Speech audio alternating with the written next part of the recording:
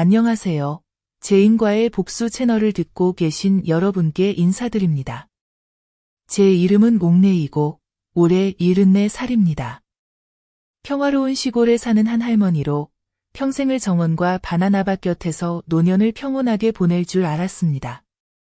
하지만 그날의 한 대 맞은 뺨이 저를 모든 평온한 삶에 대한 환상에서 깨어나게 했습니다. 그날은 막내 아들 동현이의 결혼식이었습니다.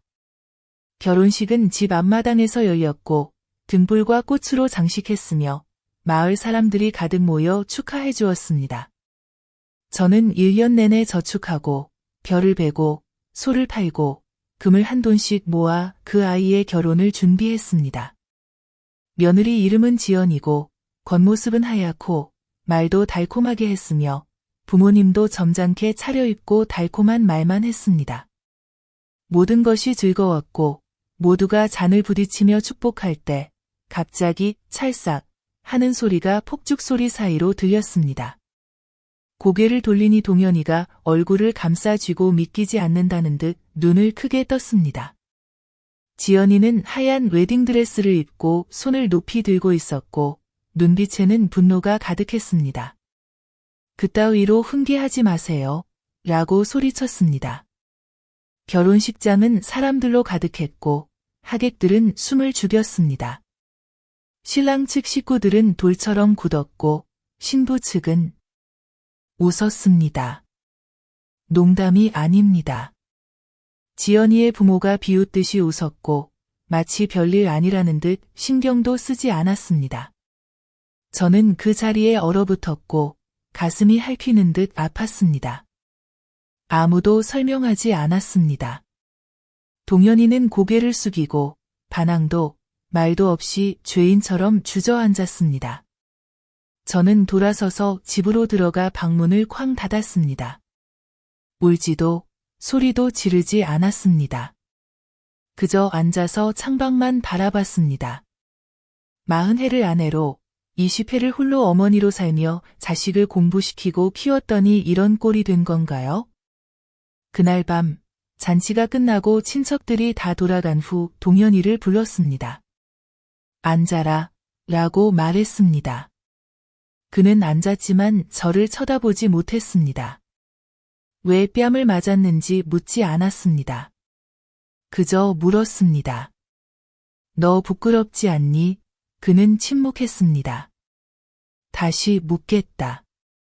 내가 평생 모은 돈으로 너에게 집을 주고 결혼식까지 해줬는데 내가 어디서 잘못한 거냐?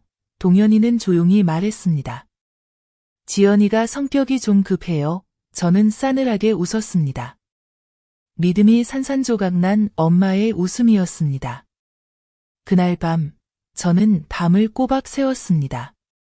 새벽 3시에 서류함을 뒤져 집등기 이전 계약서를 찾았습니다. 다행히 아직 명의는 바꾸지 않았습니다. 서류는 아직 제 이름이었고 혼수로 받은 금과 결혼 축의금도 모아두었던 것을 천 주머니에 담아 단단히 묶었습니다. 다음 날 아침 두 부부가 내려오길 기다렸습니다. 지연이가 얼굴을 내밀자마자 말했습니다. 생각이 바뀌었다. 이 집은 너희 것이 아니다. 동현이는 눈을 크게 떴습니다. 엄마, 무슨 말이에요? 저는 천 주머니를 식탁에 던졌습니다. 금도, 돈도 내가 다시 가져간다. 그리고 너, 지연이를 바라보며 마을 사람들 앞에서 내 아들 뺨을 때린 너를 며느리로 받아들일 수 없다. 지연이는 비웃으며 말했습니다. 다시 가져가면 다인 줄 알아요? 결혼했으니 내 몫은 내 거예요. 저는 자리에서 일어나 낮은 목소리로 말했습니다. 결혼했다고 이 집이 내 것인 줄 아니? 내 살아있는 한 절대 안 된다. 내가 죽기 전까지는 너는 이 집에 아무 권리 없다. 지연이 부모가 소식을 듣고 급히 찾아왔습니다. 아버지가 손가락질하며 이게 무슨 짓입니까? 이제 사돈인데 며느리에게 이렇게 하다니 라고 했습니다. 저는 대꾸하지 않고 서류 한 장을 내밀었습니다. 재산 증여 약정 해지서였습니다. 그는 얼굴이 하얗게 질렸고 지연이 어머니는 입을 다물고 딸을 데리고 나갔습니다. 저는 그 자리에 남아 동현이를 바라봤습니다. 내 아들이지만 목이 메었습니다. 그는 아무 말도 엄마 편도 아내를 붙잡지도 않았습니다. 그저 침묵했습니다. 그 침묵이 차라리 아내가 한 것처럼 뺨을 한 대 때려서 정신 차리게 하고 싶을 정도였습니다. 그날 저는 평생 처음으로 내가 더 이상 내 아이의 엄마가 아니란 걸 느꼈습니다. 나는 더 이상 내 아이의 엄마가 아니었습니다. 그 말이 밤새 머릿속에 맴돌았습니다. 저는 벽을 보고 누워 있었고 밖에서 슬리퍼 소리와 지연이의 투덜거림이 들렸습니다. 그 엄마라는 인간, 세상을 자기 손바닥처럼 안아봐. 그리고 동현이의 목소리, 조용히 해. 그는 아내에게는 조용히 말하고 저에게는 한마디도 하지 않았습니다. 아내에게는 사탕 달라는 아이처럼 애원했습니다. 다음 날 아침, 평소처럼 일찍 일어나 물을 끓이고 밥을 했습니다. 어머니로서 해야 할 일을 했지만 저는 아무 말도 하지 않았습니다. 밥상을 내놓을 때 지연이는 빨간 손톱을 하고 휴대폰을 만지고 있었습니다. 고개도 들지 않았고 동현이는 어색해 했습니다. 저는 밥상을 놓고 돌아섰습니다. 문을 막 나가려는데 지연이가 뒤에서 말했습니다. 뭐를 하든지 내가 가만히 있을 줄 알아요. 저는 돌아보지 않았지만 마음에 새겼습니다. 나흘 뒤 지연이는 저를 저 여자, 그 늙은이, 나는 당신 하녀가 아니야 라고 부르기 시작했습니다. 제 앞에서는 여전히 엄마라고 부르지만 마을 사람들은 다 들었습니다. 어느 날 시장에 갔더니 채소 파는 아주머니들이 수군거렸습니다. 옥내 할머니 며느리 대단하네.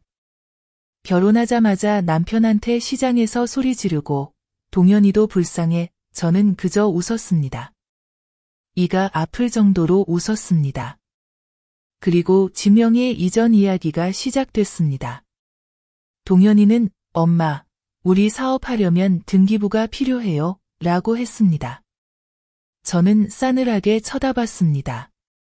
사업하려고? 아니면 나를 쉽게 내쫓으려고?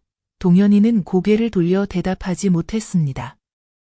모든 것을 깨달은 날은 그가 식탁에서 저를 꾸짖은 날이었습니다.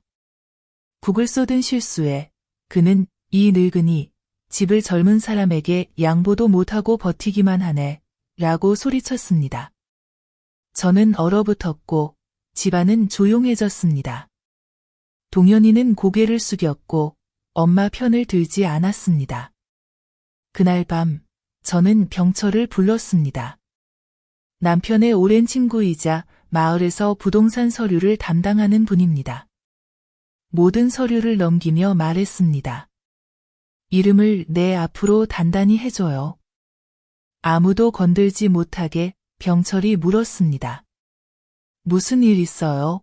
저는 곧 폭풍이 올 거예요. 집을 단단히 묶어야죠. 라고만 했습니다. 또한 오랜 지인인 상준, 은퇴한 경찰에게 연락해 지연에 대해 조사해달라고 부탁했습니다. 저는 이 아이가 평범하지 않다고 의심했습니다.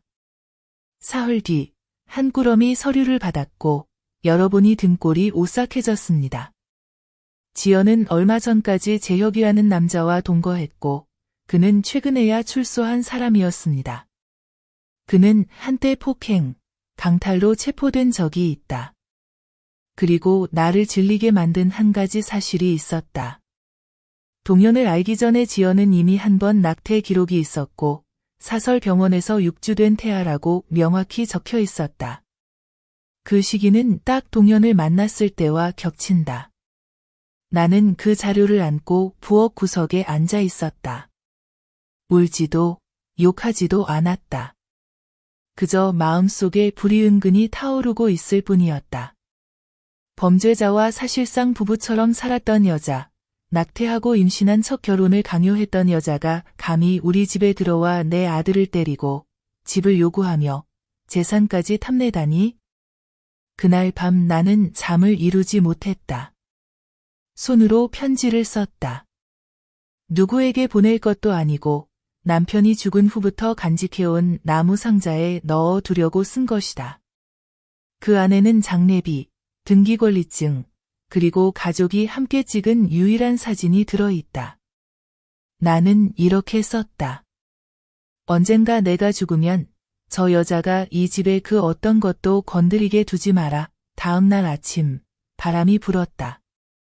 마당에서 채소를 자르고 있는데 오토바이 한 대가 집 앞에 급정거했다.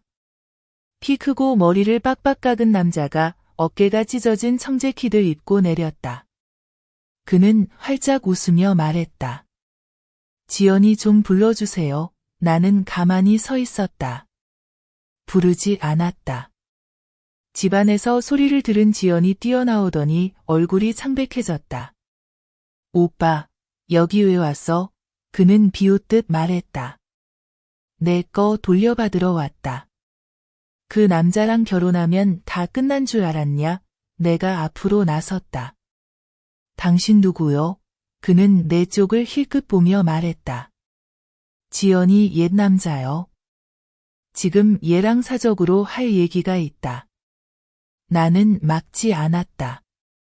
그저 뒤로 물러서서 휴대폰을 꺼내 녹음을 시작했다. 이제야 일이 제대로 시작되는구나 싶었다. 나는 처마 기둥 뒤에 몸을 숨기고 손을 떨면서도 휴대폰을 꼭 쥐고 있었다. 그 자리에서 나는 둘을 똑똑히 볼 수 있었다. 지연은 얼굴이 하얗게 질려 있었고 재혁은 마치 칼자루를 쥔 사람처럼 거만한 눈빛으로 먹잇감을 바라보고 있었다. 너 아예 떼먹을 생각이냐? 그는 한마디 한마디를 낮게 하지만 소름 끼치게 내뱉었다. 오빠 그만해. 지연은 침착하려 했으며 내 쪽을 흘끗 봤다.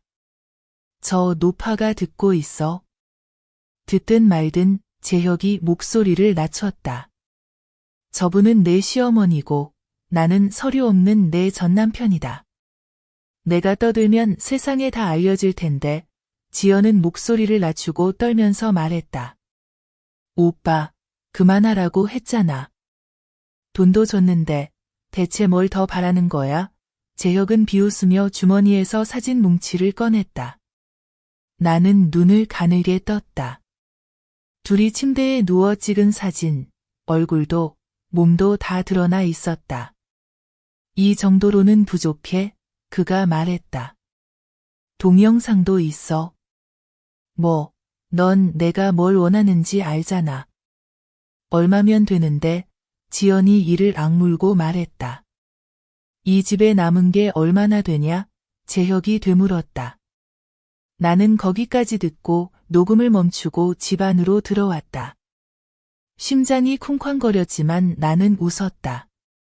처음으로 불이 담긴 웃음이었다. 그날 저녁 우리 집은 얼음장처럼 차가웠다. 동현은 늦게 들어왔고 지연은 마치 누가 목을 조르는 듯 조용했다. 욕도 화도 내지 않고 그저 무서운 침묵만이 감돌았다. 나는 밥을 가져와 동현 앞에 놓았다. 그는 나를 바라보며 물었다. 엄마, 요즘 왜 이렇게 조용해? 나는 그를 바라봤다. 처음으로 깊게. 엄마는 내가 멍청한 소처럼 끌려가는 걸 그냥 지켜보고 있다. 동현은 멍하니 바라봤고 나는 더 이상 아무 말도 하지 않았다. 식사를 마치고 방에 들어가 문을 잠그고 컴퓨터를 켜고 휴대폰을 연결해 녹음 파일을 USB에 옮겼다. 다음 날 아침 나는 예전에 알던 지성 씨를 찾아갔다. 그는 은퇴한 교사로 과거의 민원이나 소송 서류를 도와주던 분이다. 나는 USB와 서류 뭉치를 건네며 길게 말하지 않았다. 이번 일 제대로 깨끗하게 처리해 주세요. 저 여자가 우리 집에 더 이상 머무르지 않게 해주세요. 지성 씨는 고개를 끄덕였다. 알겠습니다. 증거는 충분하네요. 사흘 뒤 나는 증인 서명과 음성, 사진 증거가 첨부된 고소장 사본을 받았다. 하지만 나는 경찰에 넘기지 않았다. 서두르지 않았다. 기다렸다. 남편 기일이 오기를 기다렸다. 그날 나는 친척, 동네 사람, 선생님, 의사, 오래된 이웃까지 모두 초대했다. 큰 상을 차려 마당 한가운데 내놓았다. 모두가 둘러앉았다. 지연은 예쁘게 차려입고 빨간 립스틱을 바르고 마치 아무 일도 없었던 듯 웃었다. 모두가 술잔을 들고 남편을 추모할 때 나는 일어나 손뼉을 3번 쳤다. 작은 선물을 보여드리고 싶습니다. 짧은 영상입니다. 나는 미리 준비한 작은 TV 앞에 서서 버튼을 눌렀다. 화면에는 지연의 목소리가 또렷이 들렸다. 오빠, 그만하라고 했잖아. 돈도 줬는데 뭘 더 바라는 거야? 이어서 재혁이 동영상, 사진, 동거, 협박 이야기를 하는 장면이 나왔다. 마당은 숨이 멎은 듯 조용해졌다. 지연이 달려와 TV를 끄려 했으나 나는 이미 막아서고 있었다. 끄지 마, 다들 충분히 들었어. 동현이 일어나 손을 떨며 얼굴이 창백하게 말했다.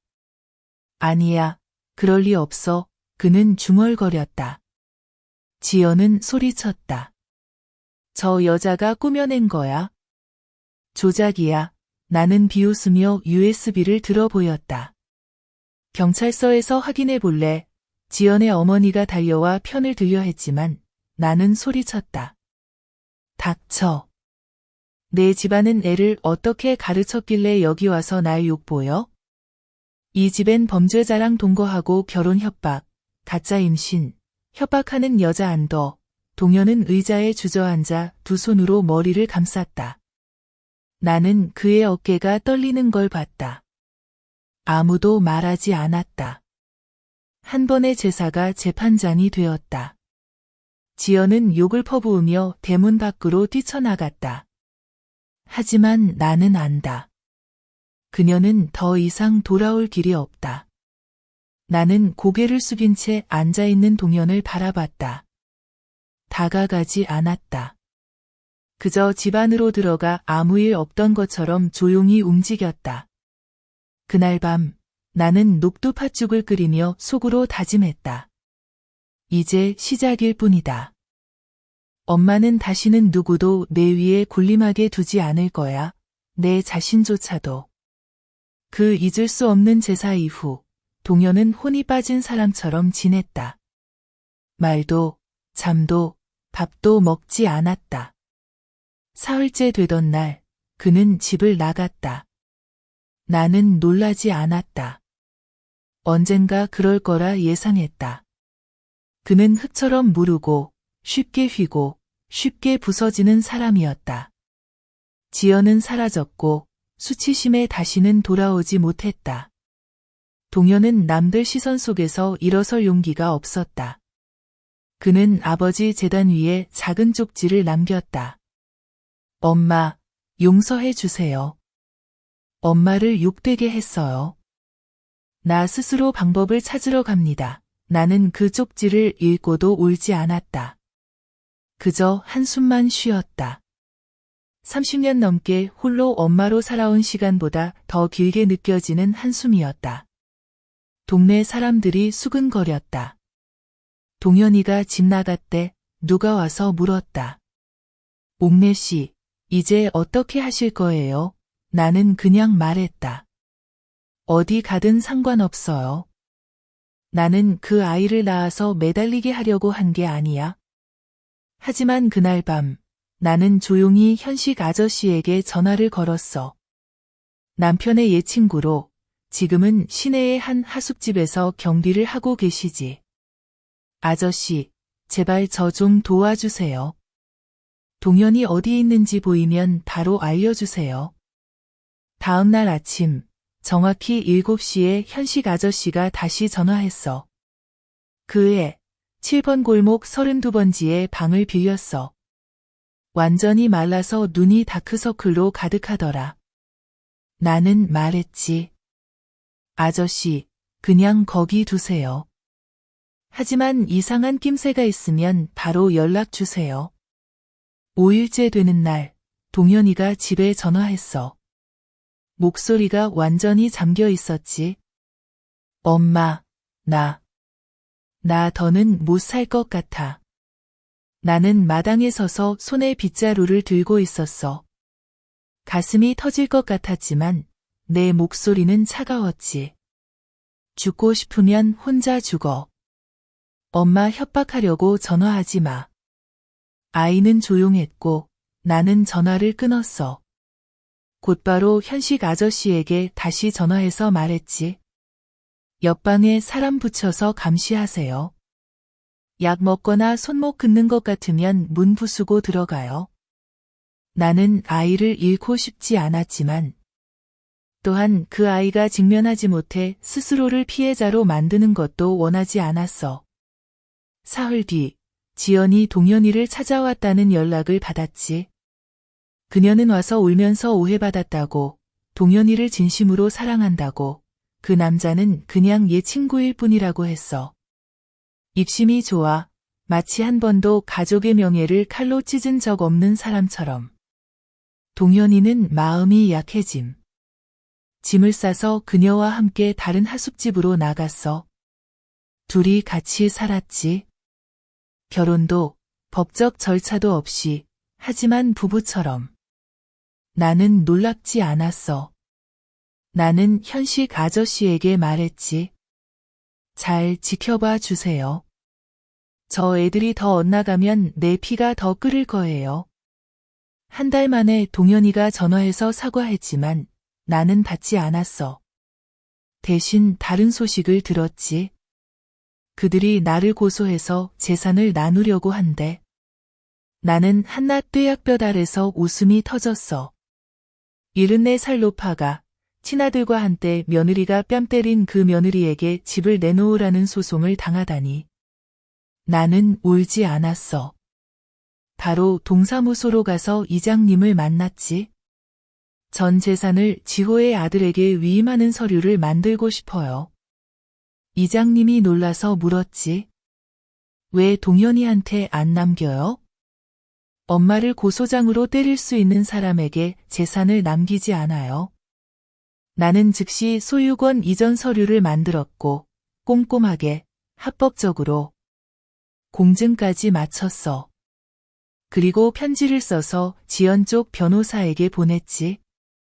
그 변호사는 내 옛 친구의 자식이야. 편지엔 해명하지 않았고 가짜 임신 진단서, 지연과 재혁의 녹음, 그리고 재산 위임 서류 복사본만 첨부했어. 편지 마지막에 한 줄만 썼지. 나는 이길 필요 없어. 너희가 나를 바보 노인네라 생각한 순간 이미 진 거야. 그날 오후 변호사 쪽에서 전화가 왔어. 우진, 의뢰인이 더 이상 소송을 원치 않습니다. 소취하하겠습니다. 나는 미소를 지었지. 소취하야 뭐, 내 피는 이미 끓었으니 너희가 평온하길 바라지 마. 다음 날 나는 마을 입구 찻집에 걸어가서 아이스 연유 커피를 시켰지. 그리고 예전에 내가 도와줬던 3명에게 전화를 걸었어. 영희 언니, 금은방 주인. 환호 오빠, 쌀 도매상. 그리고 순복, 지연에게 돈 빌려줬다 떼인 사람. 나는 딱 한마디만 했어. 때가 됐어요. 고소장 쓰세요. 세건이 사기 고소장이 경찰에 접수됐고 일주일 뒤 경찰이 조사를 나왔어. 나는 자료를 모두 제출했어.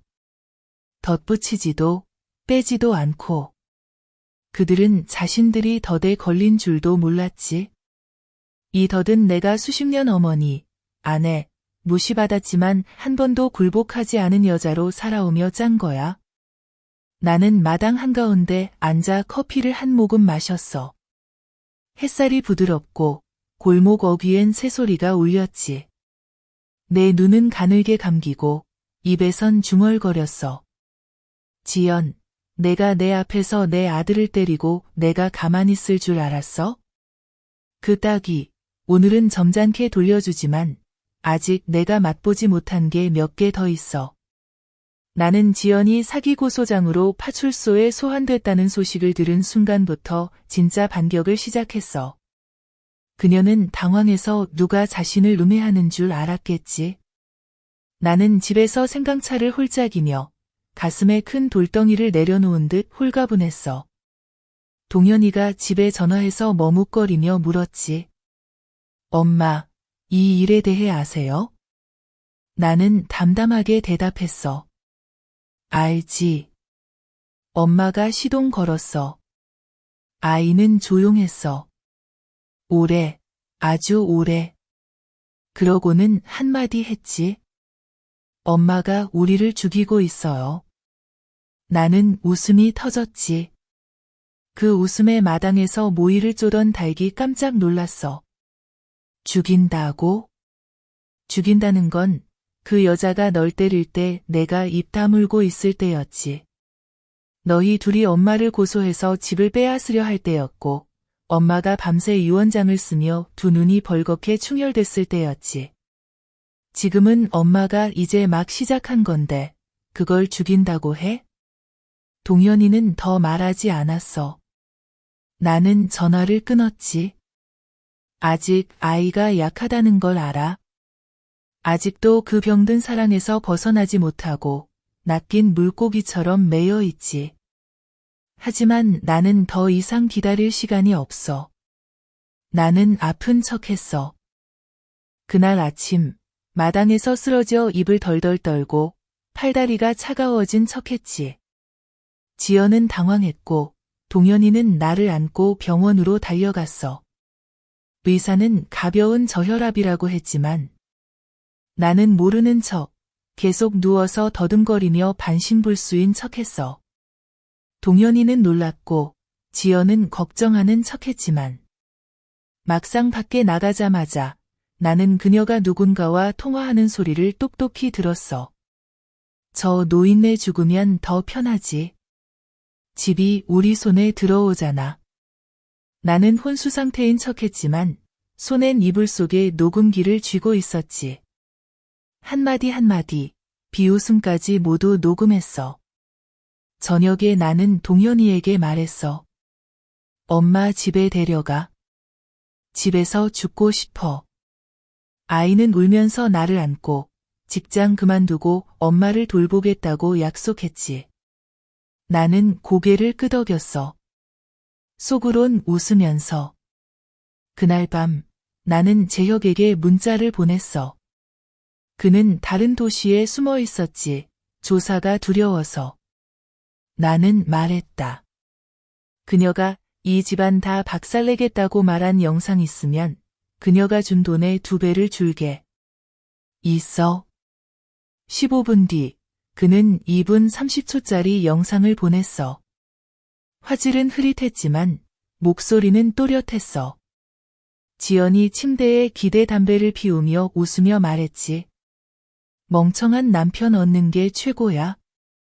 집도 차지하고 애도 낳고 시어머니도 내쫓고. 이건 내가 어릴 때부터 배운 거야. 나는 그 파일을 휴대폰에 저장했어. USB에 2개의 복사본을 더 만들고 하나는 변호사에게 보내고 하나는 금고에 넣었습니다. 그리고 저는 아는 사람, 옥순 씨에게 전화를 걸었습니다. 옥순 씨는 마을 여성회 회장입니다.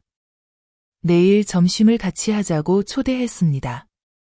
다음 날 점심, 저는 간단하지만 맛있는 닭 샤브샤브를 준비했습니다. 식사 중에 그 동영상을 옥순 씨에게 보여주었습니다. 그녀는 눈을 크게 뜨고 고개를 저었습니다. 정말 독하네. 감탄했어. 저는 차를 한 모금 마시며 말했습니다. 저는 독하지 않아요. 저는 단지 누가 저를 무시하도록 두지 않을 뿐이에요. 옥순 씨가 고개를 끄덕였습니다. 제가 청원서에 제 이름을 올릴게요. 마을에 재조사를 요청하고 지연의 결혼과 결혼 선물 사기 의혹까지 모두 조사하게 할 거예요. 저는 그녀의 손을 잡았습니다. 이렇게 도와주신다면 이번 생에 친구가 한 명 더 생긴 셈이에요. 저녁이 되자 지연이 미쳐 날뛰었습니다. 그녀는 물건을 부수고 그릇을 던지며 동현을 쓸모없다고 욕하고 저를 마녀라고 욕했습니다. 동현은 바라만 보고 감히 말리지 못했습니다. 저는 지팡이를 짚고 나가 그녀를 똑바로 바라보며 말했습니다.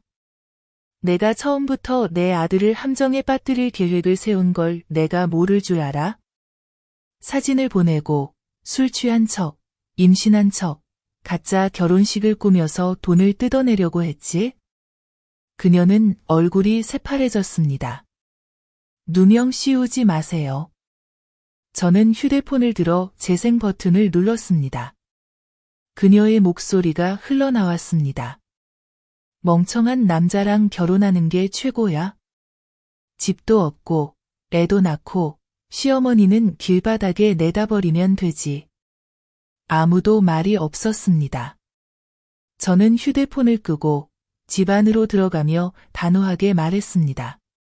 너는 이 집 며느리 자격이 없어. 3일 줄게. 나가든가 아니면 경찰에 다 넘길 거야.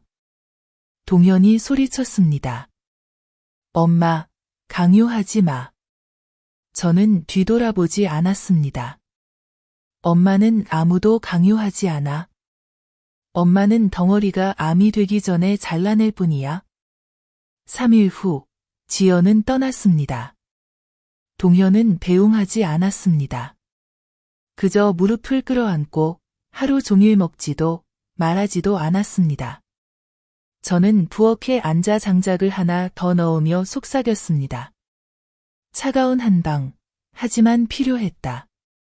그리고 제 이야기를 계속하기 전에 영상의 좋아요, 구독, 알림 설정을 눌러주세요. 제인과의 복수 채널에서 감동적이고 깊이 있는 가족 이야기를 놓치지 마세요. 시청해주신 모든 분들께 감사드립니다. 제 이야기로 다시 돌아오겠습니다. 3일 후, 지연의 오토바이 소리가 골목에서 사라지자 집은 갑자기 이상하리만치 조용해졌습니다. 더 이상 하이힐 소리도, 그릇 부딪히는 소리도, 며느리가 원수 보듯 내게 쏘아붙이는 소리도 없었습니다.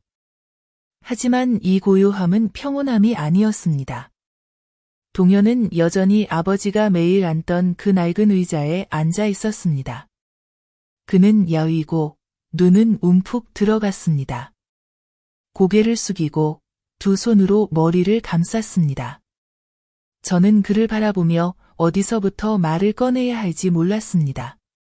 평생을 엄마로 살았지만 이제는 내 아이에게 해줄 말이 없었습니다. 저는 흰죽을 끓여 내왔습니다. 그는 젓가락을 들지 않았습니다. 내가 끓인 건 아부하려는 게 아니야. 아직 내 무덤에 못 묻었으니까. 그는 쓴웃음을 지었습니다. 어색하고 메마른 웃음이었습니다. 엄마, 아무 말 안 해도 돼요. 다 알아요. 저는 한숨을 쉬고 마주 앉아 죽을 한 숟가락 떠서 불어 그의 손에 쥐어주었습니다. 솔직히 말해봐. 아직도 그녀를 사랑하니? 그가 조용히 고개를 끄덕였습니다. 왜? 추억 때문이야? 없는 아기 때문이야? 아니면 조상 3대가 다 깨어날 정도로 맞은 따귀 때문이야?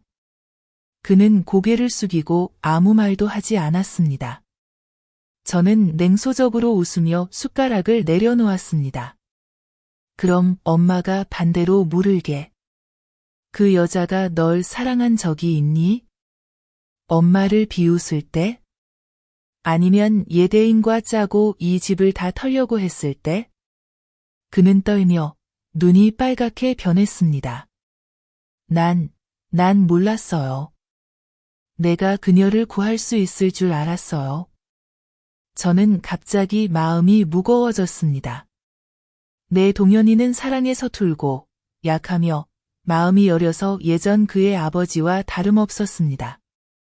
평생 참고 양보하고 견디기만 하다 결국 남에게 자존심을 짓밟혀 억울하게 죽은 남자.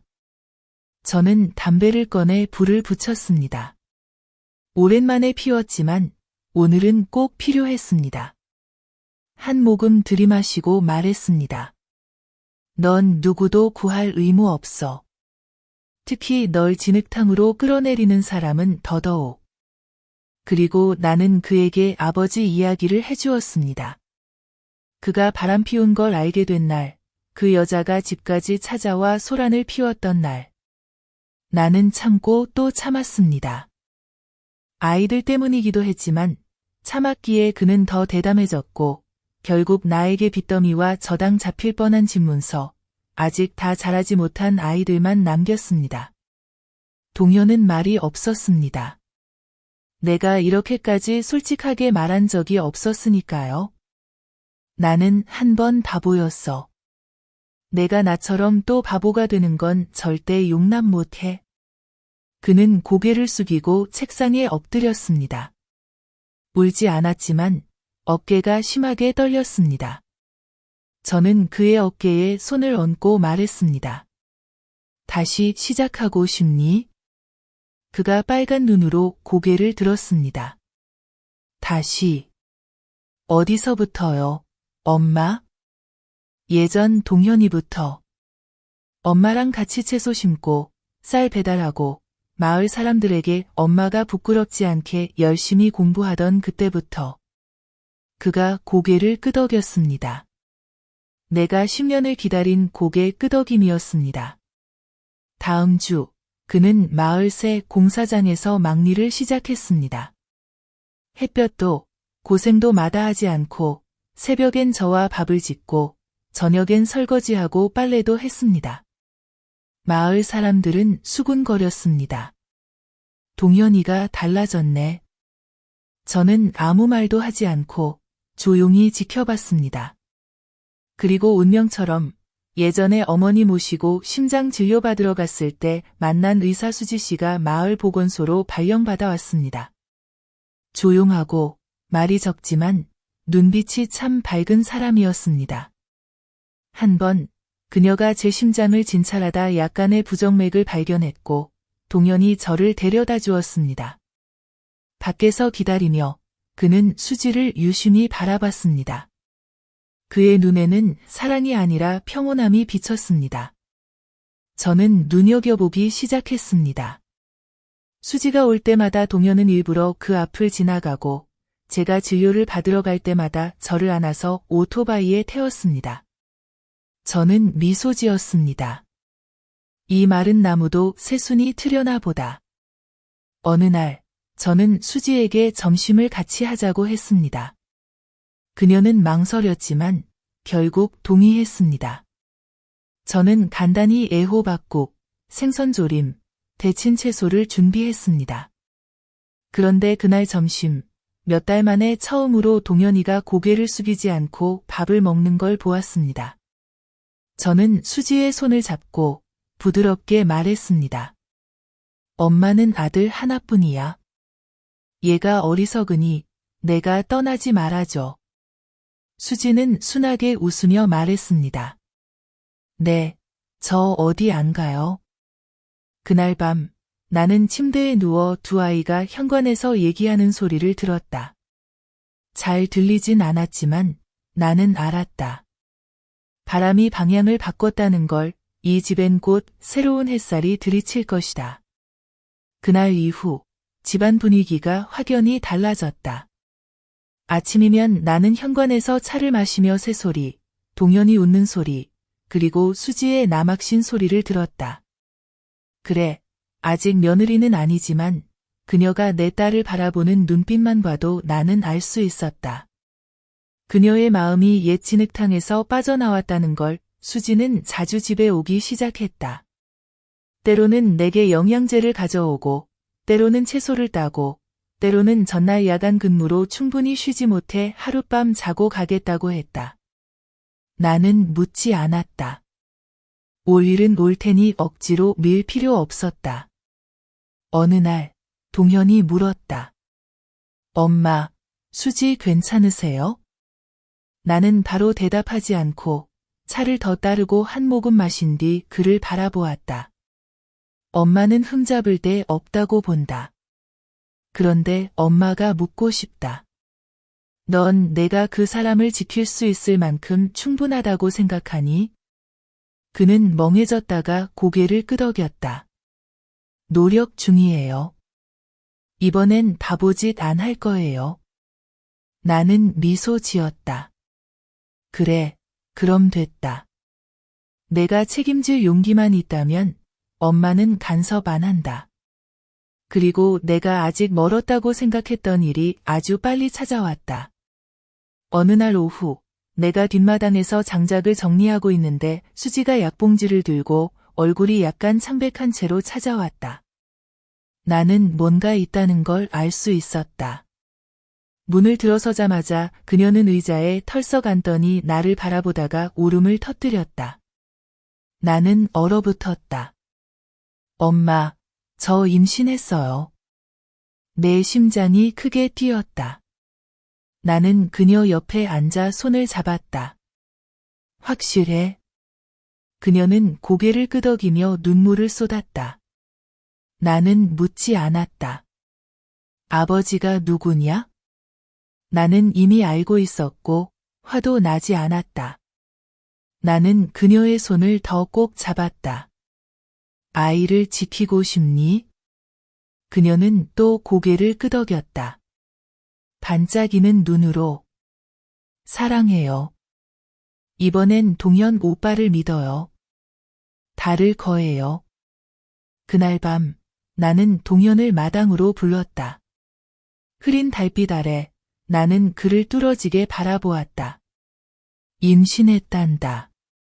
동현은 벼락을 맞은 듯했다.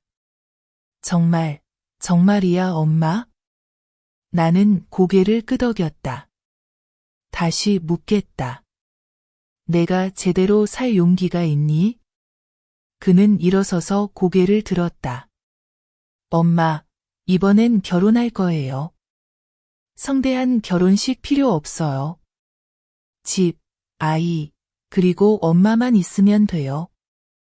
그 말을 듣고 내 마음이 한결 가벼워졌다. 3일 뒤, 그는 수지를 데리고 와 마당 한가운데 무릎을 꿇었다. 엄마, 수지와 결혼하게 해주세요. 나는 망설이지 않았다. 좋다. 하지만 결혼식은 없다. 동네 사람도 부르지 않는다. 집에서 조용히 하자. 조용해야 오래 간다. 둘은 동의했다. 그리고 소박한 아침, 나는 팥죽을 끓이고 만수국을 꽂아 조상님께 밥상을 차렸다. 수지는 하얀 아오자이를 입고 머리를 풀고 동현은 떨리는 손으로 그녀의 손을 꼭 잡았다. 나는 그 모습을 보며 더 이상 화가 나지 않고 오직 희망만 남았다. 제사를 마친 뒤 나는 나무 상자에서 서류 뭉치를 꺼냈다. 논 뒤 작은 집양도 계약서였다. 나는 그것을 탁자 위에 올려놓고 말했다. 이 집은 작다. 동현이가 여자 때문에 잃을 뻔한 집만큼 크진 않지만 깨끗하다. 눈물로 더럽혀지지 않았다. 엄마가 너희 둘에게 준다. 수지는 울음을 터뜨렸고 동현은 나를 안았다. 엄마, 약속할게요. 착하게 살 거예요. 나는 고개를 끄덕이며 눈물이 고였다. 착하게 살기만 해라. 엄마는 더 바랄 게 없다. 그날 밤, 오랜만에 집의 불빛이 늦게까지 밝혀졌다. 싸움 때문도, 부수는 소리 때문도 아니라 진짜 가족의 웃음소리 때문이었다. 그리고 나는 74살의 노파가 현관에 앉아 주름진 손바닥을 쓰다듬으며 속삭였다. 이제 보이겠지? 이 집 드디어 지킬 줄 아는 사람이 생겼어. 나는 검은 구름이 거친 뒤엔 수지처럼 저녁밥을 짓고 동현이 마당에서 장작을 패고 나는 양말을 꿰매며 평온한 삶이 이어질 줄 알았다. 하지만 아니었다. 인생의 풍파는 원하는 걸 다 가져가기 전엔 절대 놓아주지 않는다. 어느 달 초 나는 편지를 받았다. 우체국이 아니라 누군가 문틈에 끼워둔 종이였다. 얇은 종이에 타이핑된 글씨, 제목은 이혼 후 재산분할 소송 신청서. 신청인 응우엔 T지연. 나는 천천히 의자에 앉아 한 줄 한 줄 꼼꼼히 읽었다. 그 아이는 아직도 놓지 않았다. 모든 게 끝났는데도 이 집에서 뭔가를 건질 수 있다고 생각하는 모양이었다. 한때 나를 내쫓으려 했던 집을 이제 와서 나누자고 한다. 동현은 이 사실을 알고 화가 나 그릇을 깨뜨렸다. 맹세해요. 다시 돌아오면 절대 가만두지 않겠어요. 나는 말을 끊었다. 맹세할 필요 없다. 엄마가 이미 돌아올 수 없는 길을 만들어주고 있으니. 나는 변호사, 장사하던 시절 친구의 아들에게 연락했다. 양도된 집 서류, 녹음 파일, 지연에게 돈을 빌려준 세 사람의 서명된 진술서, 그리고 결혼식 비용 영수증 전부를 건넸다. 법정에서 이길 필요 없다. 나는 그 아이의 민낯만 드러내면 된다. 변호사는 웃었다. 직접 나설 필요 없어요. 우리가 처리할게요. 하지만 나는 가만히 있을 생각이 없었다. 나는 지연에게 돈을 빌려준 사람들, 영인의 금은방, 환운의 쌀가게, 순복네 잡화점, 한 명씩 찾아가 밥을 사주며 그들이 반쯤만 알고 있던 이야기를 전부 들려주었다. 너희가 돈을 빌려준 건 한 가지고 사기당한 건 또 다른 일이다. 지금 고소하면 돈도 찾고 내 명예도 되찾는다. 세 사람 모두 망설임 없이 고개를 끄덕였다. 일주일 후 세 건이 공식 고소장이 군 경찰서에 접수되었다. 그 중에는 지연이 가명을 써서 돈을 빌린 사실, 통화 녹음 증거, 지문이 찍힌 진술서까지 포함되어 있었다. 이제는 민사도 아니다. 형사사건이 되었다. 경찰이 소환을 시작했다. 지연을 불러 조사했다. 그 아이는 발광했다. 동현에게 전화를 걸어 애원했다. 오빠, 나 좀 살려줘. 억울해.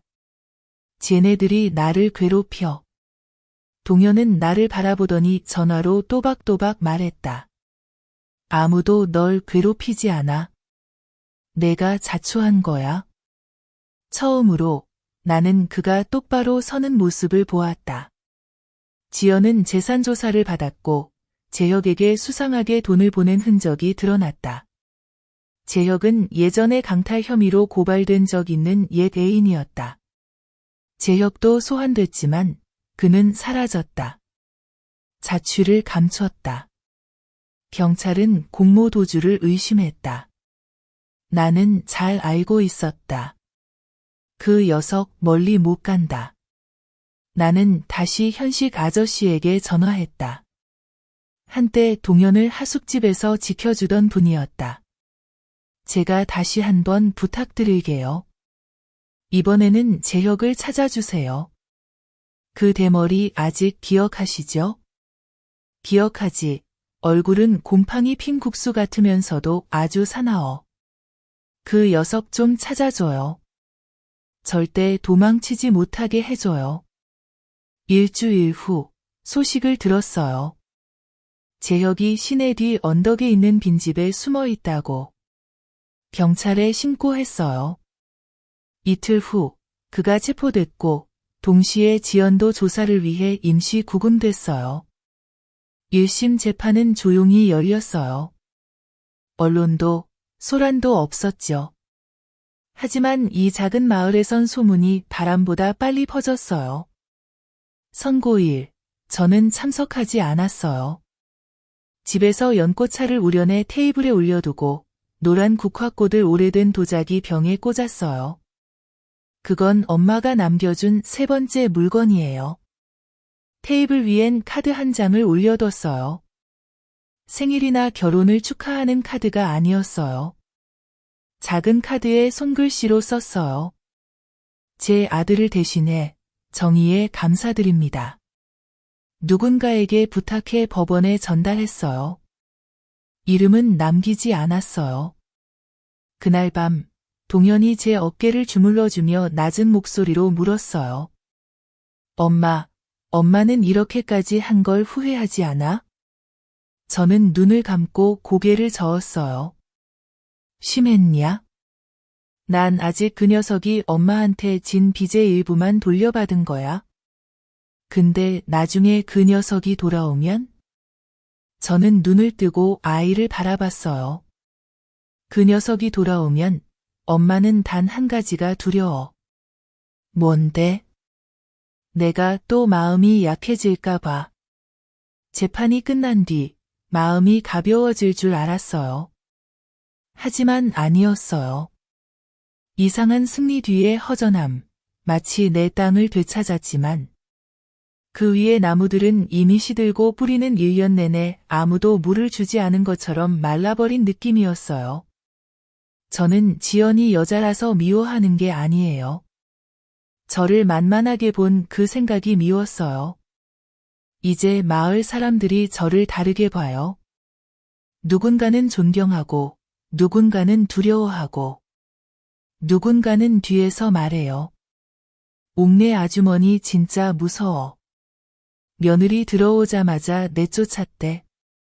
하지만 저는 신경 쓰지 않아요. 이제 저는 남을 볼 필요 없어요. 오직 집안만 바라봐요. 동현은 정말 달라졌어요. 아침 5시에 일어나 물을 끓이고 마당을 쓸고 자전거 타고 출근해요. 집에 오면 매번 저를 부축해 계단을 오르고 물도 따라주고 어깨도 주물러줘요. 이젠 거칠지도 않아요. 잃었던 아들이 돌아온 것 같아요. 수지는 착하고 임신할수록 더 잘 웃어요. 그 아이가 요리하고 머리를 묶고 해먹에서 잠든 모습을 볼 때마다 제 마음이 조금씩 누그러져요. 어느 날 그 아이가 뭔가를 쓰고 있길래 제가 다가가 물었어요. 뭐 하니? 고개를 들어 웃으며 말했어요. 아기한테 줄 일기 써요. 나중에 크면 읽어주려고요. 저는 마음이 아렸어요. 동현이에게 한 줄도 써준 적 없는데 제가 남긴 건 잔소리, 꾸지람, 훈계뿐이었죠. 아마 그 애는 사랑보다 꾸짖음 속에서 자랐을 거예요. 그날 밤 서랍을 뒤져 오래된 수첩을 꺼냈어요. 그리고 쓰기 시작했어요. 동현아, 엄마는 여러 번 실수했단다. 가장 큰 실수는 엄마가 잔소리밖에 할 줄 모른다고 너를 생각하게 만든 거야. 엄마는 내가 생각하는 것보다 널 더 많이 사랑한단다. 떨리는 손으로 한 줄 한 줄 썼어요. 줄 생각은 없었어요. 그저 남기고 싶었어요. 언젠가 제가 없을 때 그 아이가 읽고 이해하길 바라면서 장마가 시작됐어요. 우리 집 마당에는 이끼가 끼기 시작했어요. 몇 번이나 미끄러졌지만 아무에게도 말하지 않았어요. 어느 날 저녁 동현이 돌아와 제가 무릎을 마사지하는 걸 보고 놀랐어요. 엄마, 또 넘어졌어요? 저는 고개를 돌리고 괜찮아, 나이 들어서 그래. 동현이 제 다리를 끌어안으며 말했어요. 엄마, 이제 저한테 숨기지 마요. 저 엄마한테 진 빚이 너무 많아요. 저는 그 아이를 보다가 눈물이 왈칵 쏟아졌어요. 그날 밤 동현과 수지는 논 뒤편 작은 집으로 이사했어요. 결혼할 때 제가 내준 집이에요. 우리 집에서 30걸음밖에 안 돼요. 하지만 정말 다른 세상처럼 느껴졌어요. 매일 수지는 저에게 밥을 해주고 과일을 가져다주고 하나하나 챙겨줬어요. 그럴 때마다 저는 속으로 하늘에 감사했어요. 마침내 가족을 소중히 여길 줄 아는 아이를 만났으니까요. 어느 저녁 골목 어귀에서 아이들 웃음소리가 들렸어요. 이웃집 아이들이 뛰어노는 소리였어요. 저는 창밖을 바라보며 마음이 간절해졌어요. 손주를 안아보고 싶다는 생각이 간절했어요. 그리고 마침내 기다리던 날이 왔어요. 어느 아침 수지가 부엌에서 소리쳤어요. 엄마, 엄마, 양수가 터졌어요. 동현은 허둥지둥 자전거를 끌고 아내를 안고 대문까지 나가다가 몇 번이나 넘어질 뻔했어요. 저는 짐을 챙기며 떨리는 손으로 겨우 버텼어요. 새 식구가 쏟아지는 비를 뚫고 병원에 갔어요. 저는 분만실 밖에서 옛 묵주를 손에 쥐고 입으로 계속 중얼거렸어요. 2시간 후 간호사가 나왔어요. 옥내 할머니 맞으시죠? 손자분이 태어났어요. 산모도 아기도 모두 건강해요. 저는 벌떡 일어나 아무 말도 못하고 울었어요. 동현이 나와 저를 안았어요. 엄마, 저 해냈어요. 방에 들어가니 수지가 땀에 젖은 머리로 아기를 안고 있었어요. 눈빛이 반짝였어요. 제가 아기를 안았어요. 작고 조그만 얼굴, 꼭 감은 눈. 세상을 놓기 싫은 듯 꼭 쥔 손. 저는 속삭였어요. 안녕, 할머니야. 그날 밤 수첩에 한 장을 더 썼어요. 드디어 우리 집에 새로운 울음소리가 들려요. 눈물과 오래된 폭풍에서 태어났지만 이 아이는 햇살 속에서 자랄 거예요. 할머니가 약속해. 아기가 집에 온 지 나흘 만에 장마가 시작됐어요. 습기가 심해 창문과 옷까지 물기가 맺혔어요. 하지만 우리 집은 그 어느 때보다 따뜻했어요. 아기의 이름은 우진이에요. 제가 지었어요. 이 아이가 우리 가족을 지키는 보물이 되길 바랐어요. 땅이나 집보다 더 소중한 존재가 되길 바랐어요.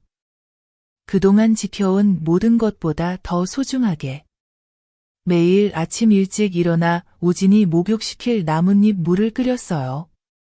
아기를 안고 옛날 이야기를 해줬어요. 수지는 눈에 띄게 야위었어요. 프라이팬에 오징어를 굽는데도 아기가 울면 불도 끄지 못하고 달려나와 달랬어요. 동현도 마찬가지였어요. 얼굴이 늘 축 처지고 피곤해 보여요. 저는 그 모습이 안쓰러웠어요. 한 번 결혼하고 엄마가 되고 이제 할머니가 된 노인의 마음으로 어느 날 말했어요. 여기 와서 살아. 이 집에 이사와. 작은 집은 나중에 팔아도 돼. 수지가 손을 저었어요. 안 돼요. 엄마 혼자 계시면 제가 어떻게 마음이 놓여요. 저는 눈을 부라렸어요. 누가 감히 이 집 기와를 훔치러 오면 내가 신발 던지지 않을 줄 알아? 그리고 부드럽게 말했어요. 엄마는 이제 충분히 살았어. 이제 너희가 사는 걸 엄마가 보는 것만으로도 돼. 하지만 수지는 듣지 않았고 동현도 마찬가지였어요. 그래서 저는 더 이상 말하지 않았어요. 그날 이후 두 사람은 번갈아가며 큰 집에서 밤을 지켰어요. 어느 날은 동현이가 현관 앞에서 해먹에 누워있고 어느 날은 수지가 내 옆에서 자는데 손에서 아기 울음 알림기를 놓지 않는다. 삶은 조용히 작은 시냇물처럼 평온하게 흘러갔다. 그런데 어느 날 내가 마당에서 옷을 널고 있는데 익숙한 오토바이 소리가 급하게 대문 앞에서 멈췄다. 내가 고개를 들어보니 재혁이었다. 대머리에 멀끔하게 차려입고 흰 셔츠에 선글라스를 쓴 채 마치 감옥에 갈 뻔한 적이 없는 사람처럼 느긋하게 걸어왔다. 그는 밖에서 옥내 아줌마. 저랑 얘기 좀 하시죠. 라고 불렀다. 나는 놀라지 않았다. 마지막 빨래 집게를 꽂고 천천히 지팡이를 짚으며 나갔다. 나는 쓸모없는 인간이랑 얘기 안 해. 그는 비웃으며 말했다. 저는 포기하지 않는다는 걸 알려드리러 왔어요. 나는 가만히 서서 그를 뚫어지게 바라봤다. 뭐라고? 그는 입꼬리를 올리며 말했다. 몇 개의 동영상을 아직 갖고 있어요. 저와 지연 사이의 영상이 아니라 당신 아들의 명예를 실추시킬 수 있는 것들이요. 나는 찡그리며 말했다. 내가 무서울 줄 알아. 그는 주머니에서 USB를 꺼내 흔들었다. 아니요. 하지만 당신은 자식을 아끼잖아요. 손주가 자라서 사람들이 아버지에 대해 듣게 되는 걸 원치 않으시죠. 나는 그가 말을 끝내기도 전에 휴대폰을 꺼내 녹음을 시작했다. 지금 나를 협박했어. 경찰에 신고할 거야. 이번엔 용서 안 해. 그는 뒤로 물러서며 비웃었다. 나이 들었어도 독하네. 하지만 기억해요. 나도 만만치 않아요. 나는 돌아섰다. 하지만 집에 들어서자마자 심장이 두근거렸다. 나는 내가 늙었다는 걸 안다. 더 이상 이런 식으로 싸울 힘이 없다. 끝내야 한다. 그날 밤 나는 동현을 불렀다. 처음으로 나는 재혁과의 모든 일을 이야기했다. 그가 지연을 협박한 일부터 체포된 일, 그리고 지금 다시 나를 협박하는 것까지. 동현은 창백한 얼굴로 듣다가 벌떡 일어났다. 내가 처리할게요. 나는 그의 손을 잡았다. 안 돼, 너는 그저 잘 살고 아내와 아이를 돌봐. 나머지는 엄마가 할게. 나는 현식 아저씨에게 문자를 보냈다. 그놈들 아직 끝나지 않았어. 계속 지켜봐줘. 다시 나타나면 바로 경찰에 알려. 사흘 뒤 나는 소식을 들었다. 재혁이 지연에게 돈을 빌려준 두 사람에게 계속 연락하여 고소를 취하하면 2배로 갚아주겠다고 유혹했다. 그는 죄를 면하려고 꼼수를 쓰고 있었다. 하지만 나는 미리 막아두었다. 나는 변호사에게 연락해 그가 증인에게 개입하려는 증거를 제공했다. 동시에 대문 앞에서 나를 협박하는 녹음 파일도 추가로 보냈다. 일주일 후 재혁은 다시 체포되었다. 이번에는 증인 협박 및 수사방해 혐의였다. 나는 TV를 보며 구석에 작게 실린 신문을 넘겼다.